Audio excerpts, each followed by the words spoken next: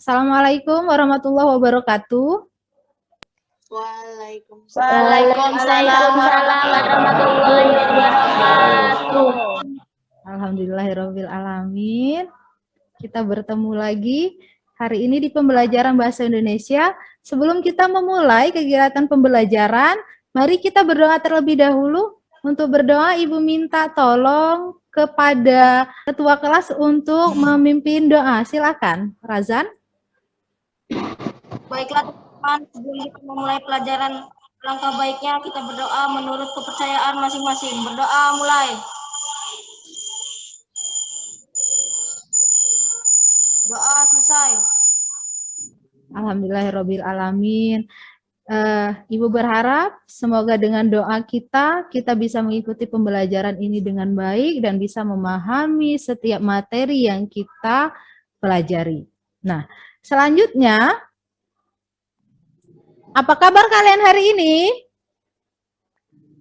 Baik, Bu. Alhamdulillah. Semuanya sehat ya? Sehat. Alhamdulillah sehat. Alhamdulillah sehat. Harus tetap jaga kesehatan karena sekarang masih masa pandemi, jadi masing-masing kita harus menjaga protokol kesehatan seperti yang selalu disampaikan setiap pembelajaran. Nah, untuk hari ini semuanya hadir? Hadir ya? Tadi Ibu lihat di awal ya, semuanya sudah hadir. Terima kasih. Sebelum kita melanjutkan kegiatan pembelajaran, Ibu akan mengajak kalian untuk mengingat kembali materi sebelumnya. Materi sebelumnya kita sudah membahas tentang definisi surat atau pengertian surat. Ada yang masih ingat apa itu surat? Itu surat. Siapa yang ingin menjawab? Oh iya, silakan Rian. Surat merupakan antara seorang dengan seseorang yang dikehendakinya. Ya, benar sekali, betul. Jadi memang surat itu adalah alat komunikasi antara seseorang dengan orang yang dikehendakinya. Nah, selanjutnya ada yang masih ingat apa saja struktur pada surat pribadi? Saya Ahmad. Oh iya, Ahmad silahkan. Struktur surat pribadi adalah alamat dan tanggal surat, salam pembuka, kalimat paragraf pembuka, isi surat, penutup surat, salam akhir, dan nama dan tanda tangan. Iya, betul. Struktur surat pribadi terdiri dari 7 ya. Ada alamat dan tanggal surat, kemudian salam pembuka, kalimat pembuka paragraf, isi surat, penutup surat, salam akhir, nama dan tanda tangan.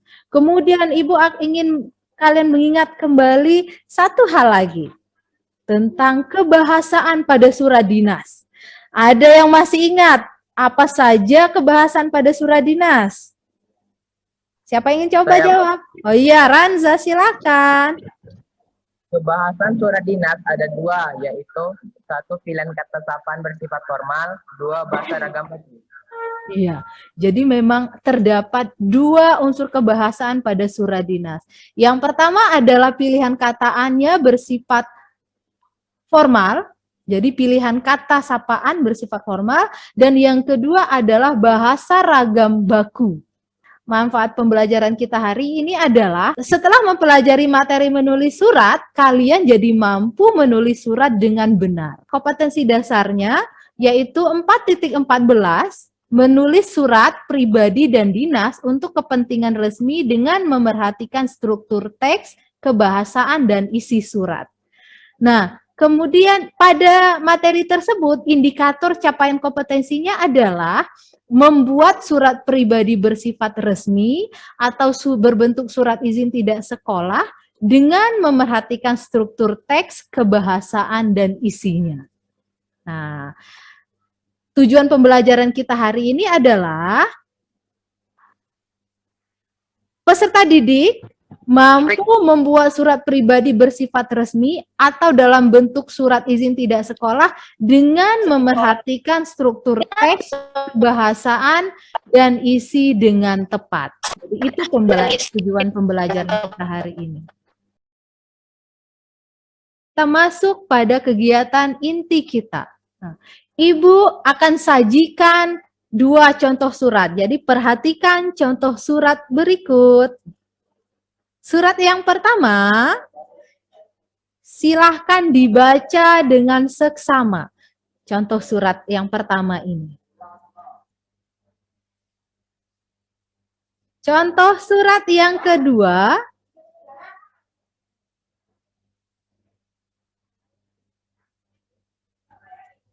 sudah dibaca? Semua sudah membaca? Sudah ya? Sudah, Bu. Dari 2 contoh surat yang Ibu sajikan, ada tidak yang ingin bertanya? Ini, Bu. Iya, Yeni, silakan Yeni.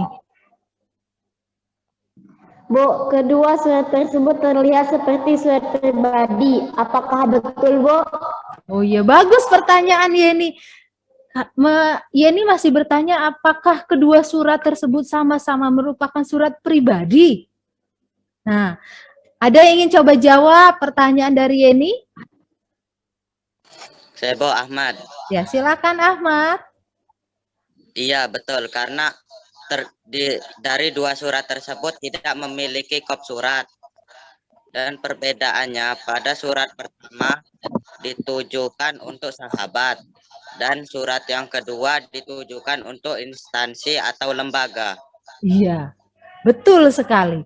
Jadi, kedua surat tersebut memang berbentuk surat pribadi. Namun di situ terlihat beda. Nah, kalau kita lihat di sini apa persamaan dan perbedaan dari kedua contoh surat tersebut? Nah, kita lihat pada surat pertama dan yang kedua. Pada surat pertama, bentuk suratnya benar, dia adalah surat pribadi. Dan surat yang kedua, bentuk suratnya adalah surat pribadi juga. Ini bisa terlihat dari kedua-duanya tidak memiliki kepala surat. Nah, kemudian yang kedua, pada surat yang pertama, surat ditujukan untuk teman atau sahabat. Sementara untuk surat yang kedua, surat ditujukan untuk instansi atau lembaga. Nah, pada surat yang kedua tadi, surat ditujukan untuk perpustakaan daerah ya tadi. Nah, kita lanjutkan yang ketiga. Apa perbedaan dan persamaannya? Pada yang ketiga, hal surat berkenaan dengan undangan yang ditujukan kepada seorang teman agar mau tinggal sementara dengannya. Ini pada surat yang pertama. Pada surat yang kedua, hal surat berkenaan dengan keterlambatan pengembalian buku. Nah, kemudian pada surat yang pertama, poin yang keempatnya adalah menggunakan ragam bahasa santai dan sopan. Sementara pada surat yang kedua menggunakan ragam bahasa resmi. Jadi itulah perbedaan dan persamaan antara contoh surat 1 dan contoh surat 2. Kita lanjutkan. Hari ini kita akan menulis surat. Jadi hal-hal yang harus diperhatikan dalam menulis surat adalah yang pertama, pengirim surat. Pengirim surat adalah orang yang mengungkapkan maksud pada surat tersebut. Nah, jadi pada pengirim surat, kalian pun bisa mengirimkan surat untuk siapa? Tergantung kepada siapa kalian ingin mengajukan suratnya. Nah, kita lanjutkan yang kedua, penerima surat. Nah, mengapa penerima surat harus diperhatikan dalam menulis surat? Alasannya adalah penerima surat itu dibagi menjadi 3 kategori. Yang pertama adalah berdasarkan usianya, dia bisa lebih muda, teman sebaya, atau lebih tua. Sementara kategori yang kedua, jenis kelamin. Nah, penerima surat itu bisa pria atau wanita. Kemudian kategori yang ketiga, hubungan. Ada akrab, tidak akrab, atau baru kenal. Jadi kalian bisa menuliskan kepada tiga kategori ini. Ini akan menentukan kebahasaan yang akan kalian gunakan. Kalau kalian akan menuliskan kepada usia yang lebih muda atau sebaya, kalian bisa saja menggunakan ragam bahasa sehari-hari kalian. Boleh menggunakan kata ganti kamu. Tapi kalau untuk orang yang lebih tua, sebaiknya kamu tidak menggunakan penggunaan kata ganti kamu, melainkan bisa menggunakan kata ganti bapak, ibu, Anda, saudara, dan lain sebagainya. Kemudian, tujuan surat. Nah, ini akan memengaruhi dalam kita menulis surat. Jadi, tujuan surat itu bisa untuk mengundang, kemudian bisa untuk mengajukan permohonan, bisa untuk merencanakan sesuatu, dan lain sebagainya. Nah, sampai di sini ada yang ingin ditanyakan? Tidak? Kita lanjutkan kembali. Langkah-langkah dalam menulis surat pribadi.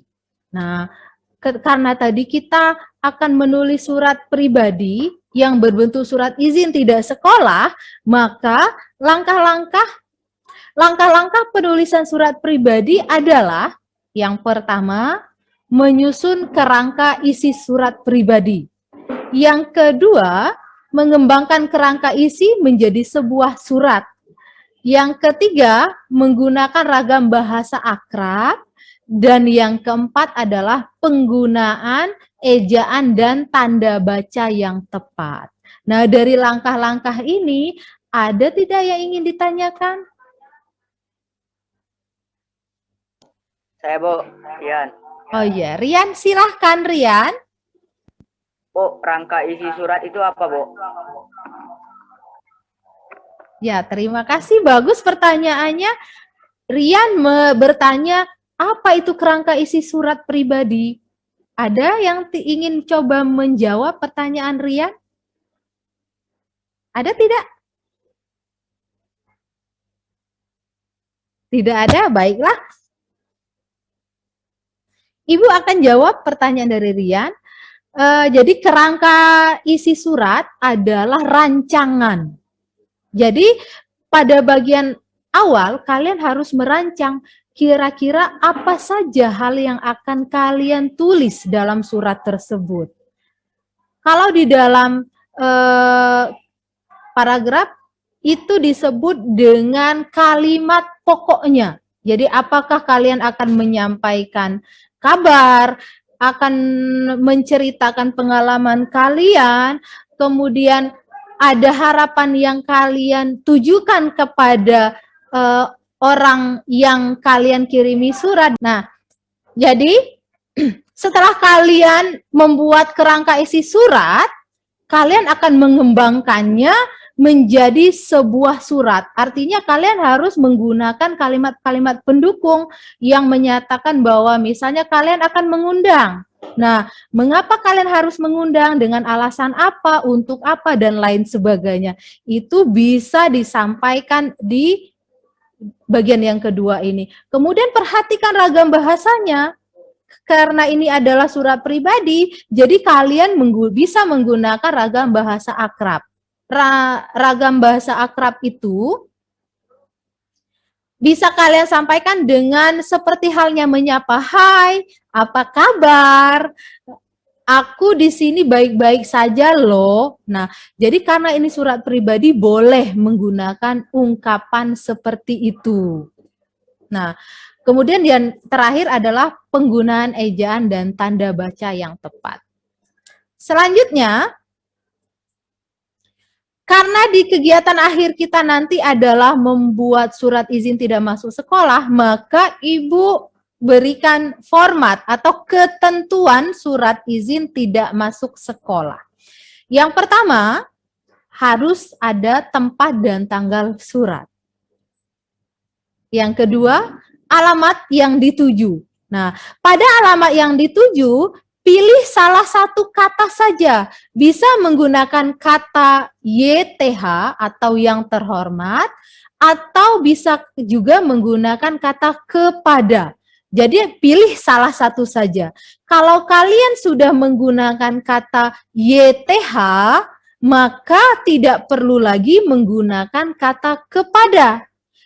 Tapi kalau kalian akan menggunakan kata kepada, kalian tidak perlu lagi menggunakan kata YTH. Contohnya adalah kepada wali kelas 7A. Nah, cukup seperti itu saja. Atau misalnya yang YTH, atau misalnya yang terhormat wali kelas 7A. Nah, format selanjutnya adalah salam pembuka. Pada umumnya, salam pembuka yang digunakan adalah kalimat dengan hormat. Nah, kemudian pembuka, isi surat di sini adalah isi surat menerangkan bahwa kamu tidak masuk karena alasan tertentu. Kemudian yang keenam, penutup surat. Penutup surat berisikan permintaan maaf dan terima kasih atas perhatian yang diberikan kepada pihak penerima surat atau dalam hal ini adalah guru. Dan yang terakhir adalah nama dan tanda tangan. Nah, sampai di sini apakah sudah paham? Sudah? Sudah, Pak. Sudah, Ya. Terima kasih. Selanjutnya kita akan membentuk kelompok. Kita akan membentuk kelompok. Ibu akan buat kalian kelompok yang pertama adalah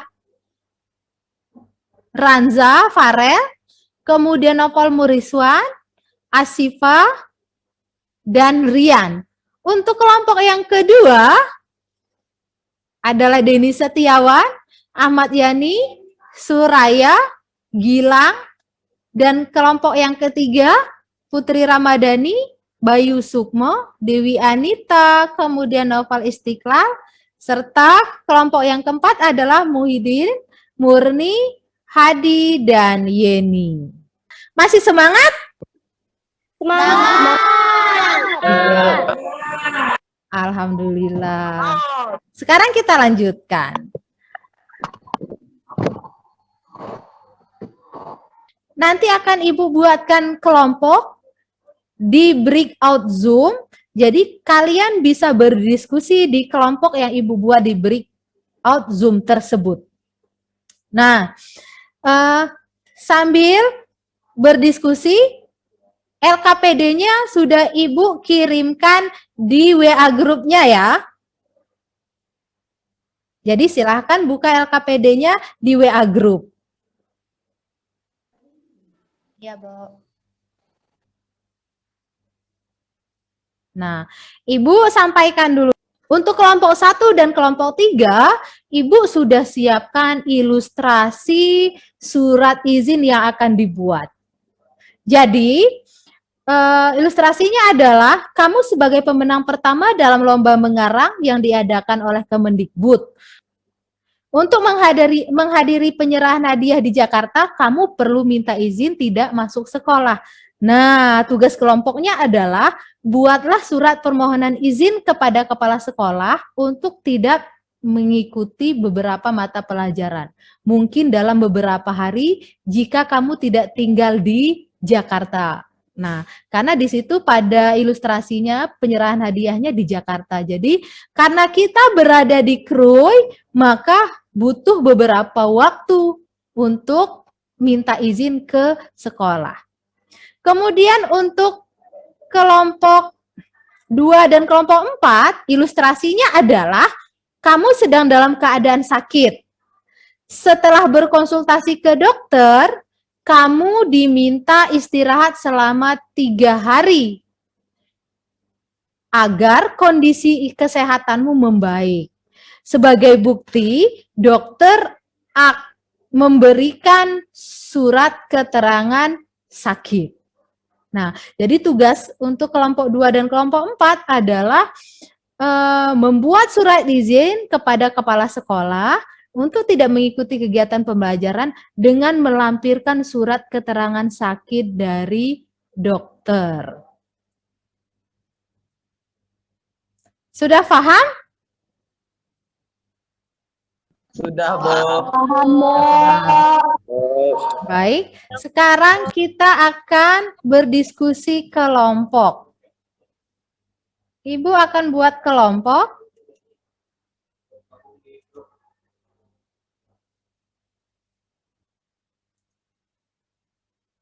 Silahkan masuk ke kelompoknya masing-masing.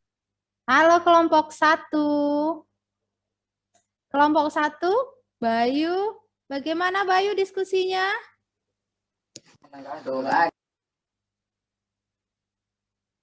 Bisa ya?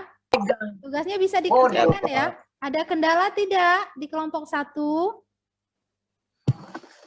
Bu, apakah Ya. penulisan tanggal surat dan harus di pojok kanan atas atau boleh di pojok kiri atas, Bu? Jadi penulisan tempat dan tanggal surat itu memang boleh diletakkan di pojok kanan atas, pojok kiri atas, atau juga boleh diletakkan sebelum penulisan nama dan tanda tangan penulis surat. Nah, jadi memang ada yang disebut dengan rata kanan atau rata kiri seperti itu. Ya, sudah paham kelompok 1? Paham, Bu? Nah, paham. Sekarang selamat bekerja, Ibu tinggal nanti 15 menit semua harus sudah selesai ya. Selamat Ya, Bu. berdiskusi. Halo kelompok 2. Di sini ada Suraya. Halo, Bu. Iya. Dan Hadi ya. Sejauh ini bagaimana perkembangan kegiatan diskusinya? Lancar? Lancar, Bu. Lancar, Bu. Ya. Halo. Ibu beri waktu 15 menit. Nanti setelah 15 menit kita kembali ke kelas utama. Ya, selamat melanjutkan diskusi. Baiklah, semua sudah selesai berdiskusi ya? Sudah, Bu. Sudah selesai. Nah, di kegiatan ini adalah Ibu akan minta kelompok untuk mempresentasikan hasil diskusinya. Untuk hari ini, Ibu akan minta perwakilan dari kelompok 2 untuk menyampaikan hasil diskusinya. Siapa kira-kira yang akan menyampaikan hasil diskusinya atau mempresentasikan hasil diskusinya? Suraya, Bu. Iya, sementara. Ya, Suraya ya yang akan mempresentasikan hasil diskusi. Silahkan Suraya. Assalamualaikum warahmatullahi wabarakatuh. Waalaikumsalam warahmatullahi wabarakatuh. Waalaikumsalam warahmatullahi wabarakatuh. Assalamualaikum warahmatullahi wabarakatuh. Perwakilan dari kelompok 2 akan mempresentasikan hasil diskusi kelompok kami. Lampiran 1 berkas perihal surat izin KROI 30 Juni 2021. Kepada Kepala Sekolah SMP Negeri 3 KROI di Jalan Abdul Hamid Pekon Rawas. Dengan hormat, dengan surat ini saya, nama Suraya, kelas 7, alamat Rawas. Mengajukan surat permohonan izin tidak sekolah selama 3 hari, sesuai anjuran dokter. Saya harap agar Ibu memberikan izin kepada saya. Sebagai bahan pertimbangan berikut, saya lampirkan surat keterangan sakit dari dokter. Demikian surat permohonan izin ini saya buat atas perhatian dan izin dari Ibu. Saya sampaikan terima kasih. Hormat saya, Suraya. Oke, terima kasih. Dari presentasi kelompok 2 yang diwakili oleh Suraya, ada yang ingin menanggapi atau mengajukan pertanyaan? Silakan. Kan kameranya. Ya. Ya, silakan. Hasil surat yang dibacakan Suraya sudah bagus, namun berbeda dengan hasil diskusi kelompok kami. Pada kelompok Suraya melampirkan surat keterangan sakit dari dokter, sedangkan kami tidak melampirkan. Apakah boleh? Untuk menjawab pertanyaan dari Meci, adakah teman-teman yang punya pendapat dari yang disampaikan oleh Meci? Saya, Bu. Ya, Dewi, silakan Dewi. Bisa, Bu. Dengan cara lampiran tidak perlu diisi, melainkan dikosongkan saja. Iya, benar sekali. Kebetulan tadi kelompok yang mempresentasikan adalah kelompok 2. Nah, ilustrasinya adalah kamu sedang dalam keadaan sakit. Setelah berkonsultasi ke dokter, kamu diminta beristirahat selama 3 hari agar kondisi kesehatanmu membaik. Sebagai bukti, dokter memberikan surat keterangan sakit. Nah, jadi pertanyaannya, jadi kelompoknya Suraya dengan kelompoknya Meci hanya berbeda pada lampiran suratnya. Kalau kelompoknya Suraya melampirkan surat keterangan sakit dari dokter, kelompoknya Meci tidak melampirkan. Apakah itu boleh? Benar yang dijawab oleh Dewi tadi, bahwa ketika kita tidak melampirkan surat keterangan sakit dari dokter, pada bagian lampiran tidak perlu diisi. Jadi cukup dikosongkan saja. Seperti itu. Sudah paham? Paham ya? Paham, Bu. Dari surat yang dibacakan oleh Suraya tadi, apakah sudah merupakan surat yang baik atau belum? Siapa yang punya pendapat? Saya, Bu. Ya, silakan Rian. Sudah, Bu. Karena sudah memiliki struktur surat pribadi yang lengkap. Ya, bagus. Benar. Jadi memang surat tersebut sudah bagus. Selain strukturnya sudah lengkap, kebahasaannya pun sudah sesuai. Jadi dia menggunakan ragam bahasa resmi. Nah,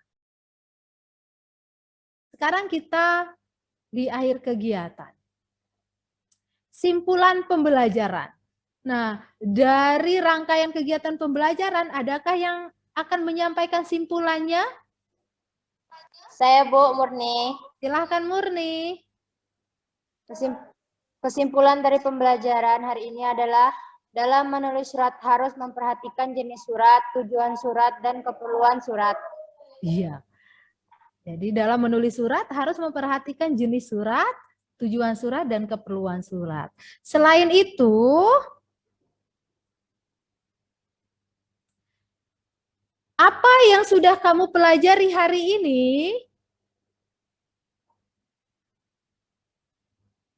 Apa yang sudah kamu pelajari hari ini? Bayu, coba Ibu minta Bayu yang jawab. Apa yang sudah kamu pelajari hari ini? Silakan Bayu. Ya, Bu. 1. Hal-hal yang harus diperhatikan dalam menulis surat. 2. Langkah-langkah menulis surat pribadi. 3. Format surat izin tidak masuk sekolah. Iya, jadi yang sudah kita pelajari hari ini ada 3. Yang pertama adalah hal-hal yang harus diperhatikan dalam menulis surat. Yang kedua, langkah-langkah menulis surat pribadi. Dan yang ketiga, format surat izin tidak masuk sekolah. Nah, jadi kita sudah menyelesaikan semua kegiatan pembelajaran kita hari ini. Alhamdulillahirabbil alamin. Kita sudah menyelesaikan rangkaian kegiatan kita hari ini. Untuk materi selanjutnya adalah menulis surat pribadi untuk sahabat secara individu. Ya, jadi di kegiatan berikutnya kalian Ibu minta untuk membuat surat kepada sahabat kalian. Nah, materi selanjutnya adalah menulis surat pribadi untuk sahabat secara individu. Kemudian, untuk mengakhiri kegiatan pembelajaran, mari kita berdoa terlebih dahulu. Silahkan Razan memimpin doa.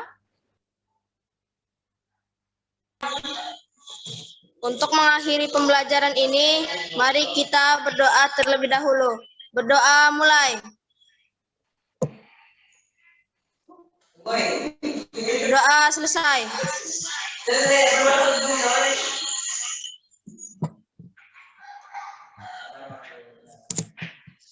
Silahkan di-off-kan mikrofonnya.